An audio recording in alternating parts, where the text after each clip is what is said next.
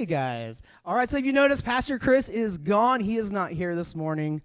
Wah, wah, that was sad. It's all right. But today, Pastor Chris and Ashton are over in Ohio. They are hanging out at another church that has been a huge blessing to Rio City Church. They've been a great relationship, financial blessing also, just to help us get on our feet. So they're over there getting to just talk about our vision and talk about all the things that God has been doing here at Rio City Church and in San Antonio. So that means I got to come up today. Those are some of my favorite texts I get from Chris. He's like, "Hey, bro, how would you feel about preaching?" I'm like, "Yeah, well, I feel good about it. Let's do it." All right, so we're going to see what happens today. So we are going to be talking today about grace. And I feel like grace has always been one of those things where if you were to ask any number of people, you would get a different answer per person. If you said, "What is grace? What does that mean to you? What does that look like?" I don't think any of us really ever have just one set answer to that. So today, though, while we're talking about grace, I want to say two specific kinds of areas, or talk about two kinds of areas about grace that we're going to dive into in our text today.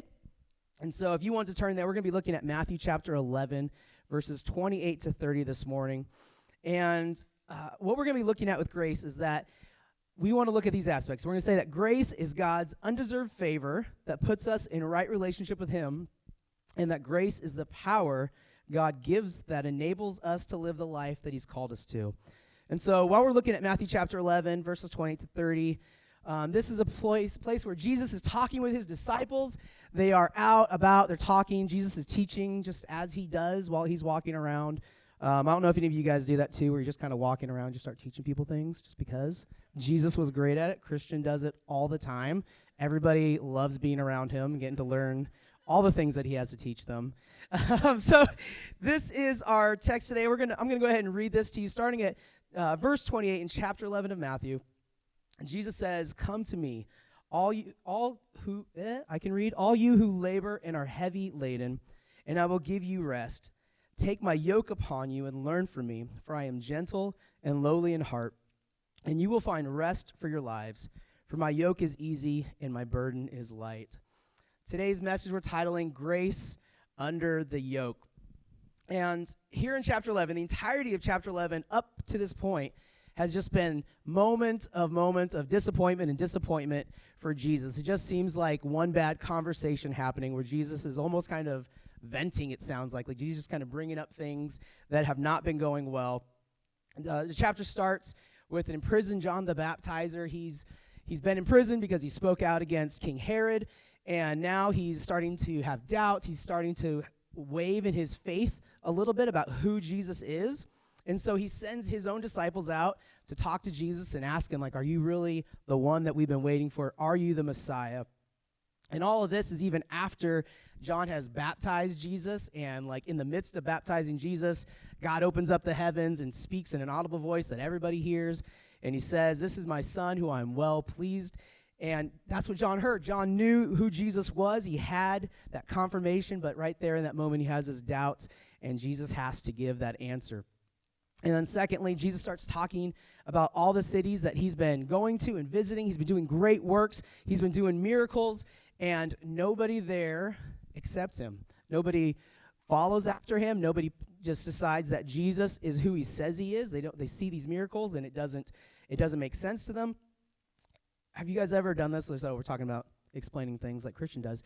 But have you ever just like had to teach your kids something, if you have kids, or if you're a teacher and you've had to teach kids something sometimes, and you're just explaining something to them, and it just doesn't make sense, and that frustration just starts to build up, like you're trying to teach them math?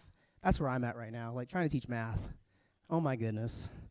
And the frustration that comes out. All right? I can feel like this is where Jesus is. He's been trying to teach people, and they're just not listening. And lastly, we come to our text, where now Jesus is calling people to Him. He's inviting people to Him. And we look at that, and we say, who is Jesus inviting to be with Him? And it says here, all who labor are heavy laden. I feel like another way that we've heard that before, or that we would probably say that, is weary and burdened, or tired and weary. Does anybody ever feel like that? You're just tired and weary? I feel like on a daily basis, I'm pretty sure it is. I could just start like checking off my calendar. Every day at work, I hear someone tell me about how tired they are or how they're dying. That's Like the conversations that I have with people, that's what they want to tell me about. They're tired. They're weary. We all get like that. My kids, for example, the moment I wanted to go out on a hike, they're tired and weary. They can't last. But if they want to go to the store and buy something, they've got like energy for days. Like, yeah, let's go down that aisle too. We can sometimes pick and choose when we get tired. So what is Jesus saying here, though? Jesus is saying that you who are weary, those who are loaded down, you have a weight bearing down on you, you're the person that God is calling to you. You're the person that Jesus is saying, come and bring your weariness that you've been enduring, that you've been living with. And these are probably burdens of sin and its consequences that Jesus is talking a lot about. And if that's you, to come to Jesus, he says that he will give you rest. If you will just come to him, he will give you rest. Jesus is saying, stop doing what you're doing. Come and yoke yourself with him. By placing yourself under his yoke and learning from him, you may find rest. And so if you're not familiar, Jesus is actually talking about a yoke that would go on generally two large animals like oxen or just two beasts of burden, all right? And these things would hold them together, would harness them in. And so when you're over there, and if you're having animals together, they're plowing or they're moving things together. And in the Old Testament Jewish tradition, the yoke, was a common metaphor for servitude or obedience. And it was a big contrast from that rabbinic custom of speaking of the yoke of the Torah, or the yoke of like the books of Moses, to the yoke of the kingdom that Jesus is speaking about right now. And by doing this, Jesus is claiming to be the expression of God's will. He's saying, if you will come with me, I will give you rest. And like that rest, the yoke is easy. The yoke of Jesus is easy. And it's not an invitation to an ease of life, but rather of deliverance from the artificial burdens of human religion that Jesus is speaking to. And Matthew is pointing that out here. And so one of the things I want us to catch is that Jesus' yoke will give us rest.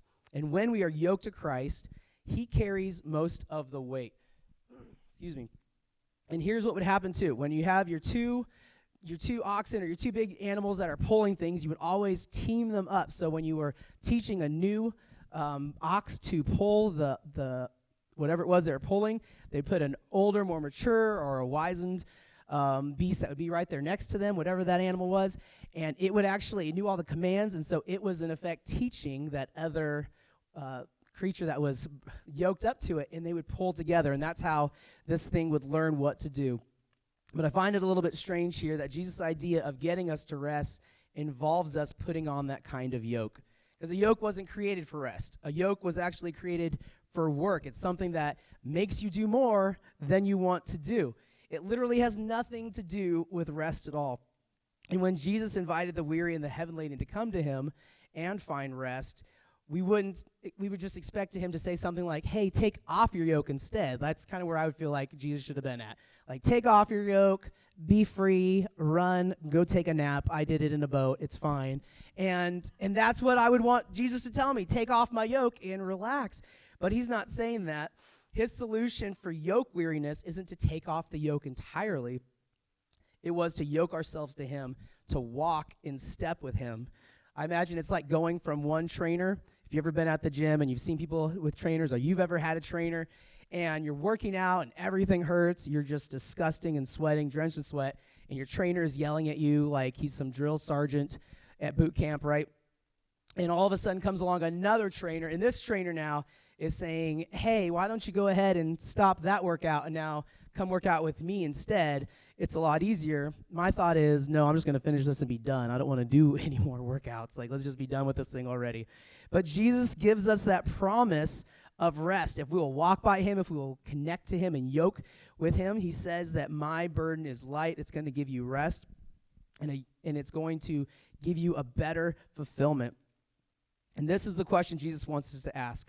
What work must we do for him that supposedly will give you rest? And here's where we find our answer. This is actually in another book called John, chapter 6.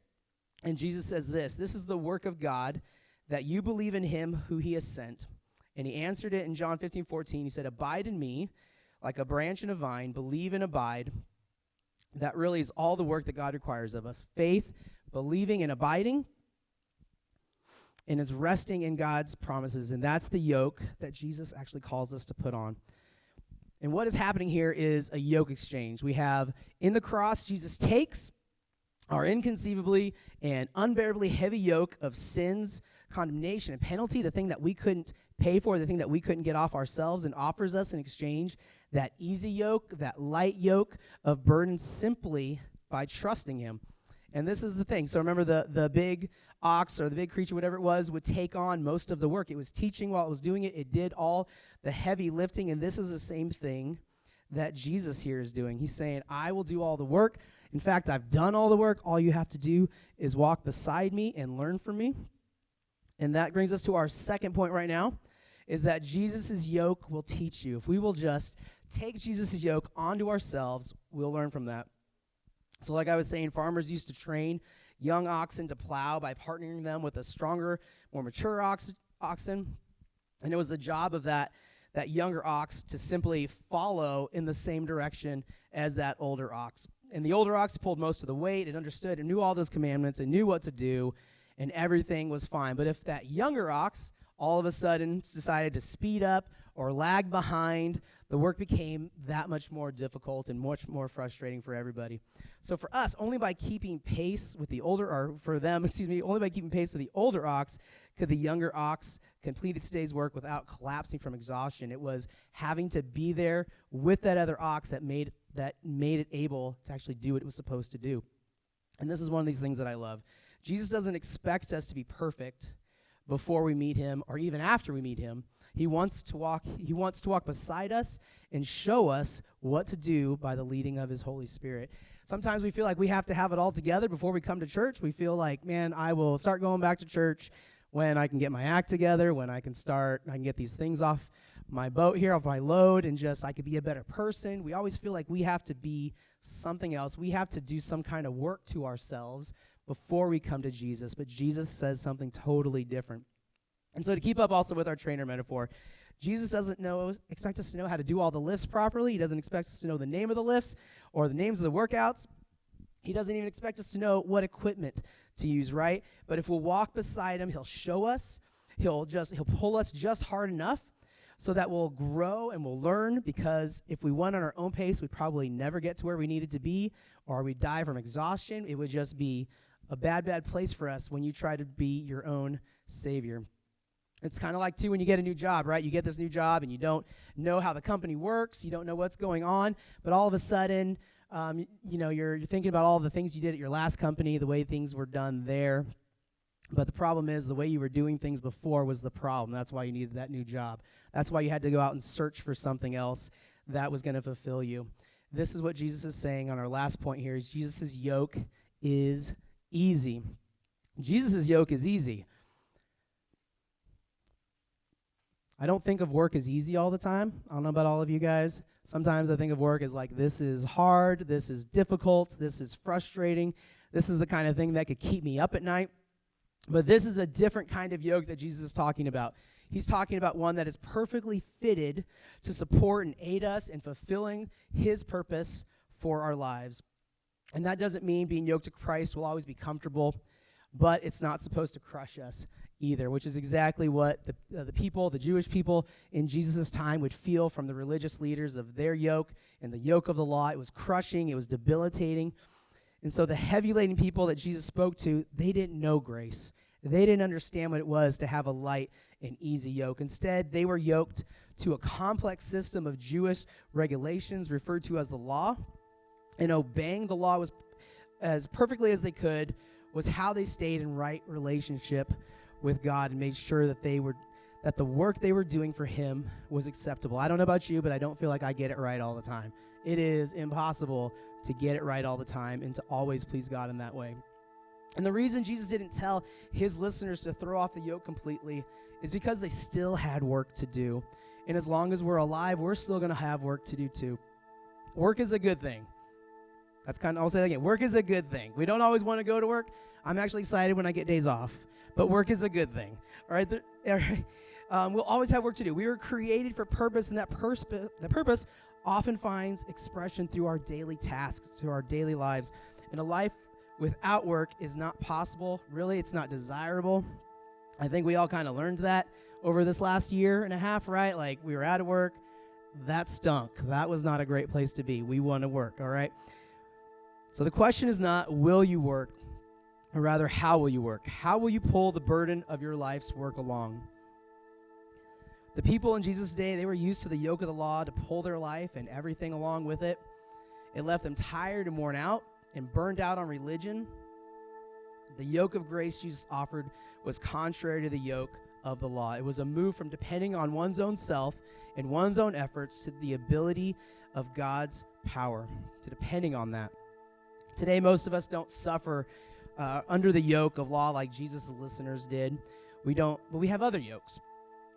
It might be a yoke of performance, of saying, I have to be good enough. I have to be able to do all these things in order for people to notice me or to have value.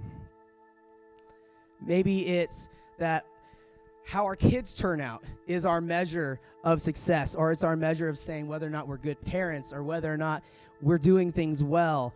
If they don't turn out right, everyone will know we're failures, or perhaps we want to be the best at our jobs. We want to take on more and more because maybe we might lose some perks, or because of finances, or because we're afraid we might be overlooked for that next promotion. But here's the thing, eventually, the overwhelming demands of our limited time and energies render us incapable of hearing the voice of God because we don't even have time to stop and listen. And when we pull the burdens of life by the yoke of our own performance, then performance sets the pace. It's going to decide how fast we're going to go, how hard we're going to go. It's going to rule over us. But when we take on the yoke of Christ and let him lead, he determines the pace. The creator of the universe, who knows how things work, the way things should work, he sets the pace. And we find that his grace makes up what we're lacking in our performance.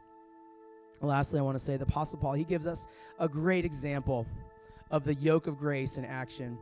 Paul pleaded 3 times with God to take away a thorn from his flesh, is what he calls it. We don't know what that thorn was.